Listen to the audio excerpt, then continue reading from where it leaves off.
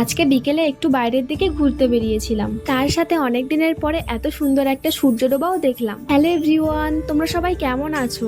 আমি লতা, আর আমি আর আমার হাজবেন্ড থাকি ব্যাঙ্গালোরের ছোট্ট একটা ফ্ল্যাটে। তো এখন বাজে প্রায় 5:30টার মতন, আর অনেক দিনের পরে আমি আর আমার হাজবেন্ড একটু বিকেলে বাইরে বেরিয়েছিলাম। আর জানো তো, অনেক দিনের পরে সূর্য ডোবাও দেখলাম, অনেক ভালো লাগছিল। তো যাই হোক, তারপরে একটু হেঁটে যেতেই এদের সাথে দেখা হয়ে গেল। আচ্ছা, তোমরা কমেন্টে বলো তো কোনটা গাধা আর কোনটা ঘোড়া। আর হ্যাঁ, আমাকে অনেকেই কমেন্টে জিজ্ঞাসা করো তোমরা যে দিদি তুমি ব্যাঙ্গালোরে কোথায় থাকতো। আমাদের এই জায়গাটার নাম হচ্ছে সিকেপালিয়া, জিগনির খুব কাছাকাছি থাকি আমরা।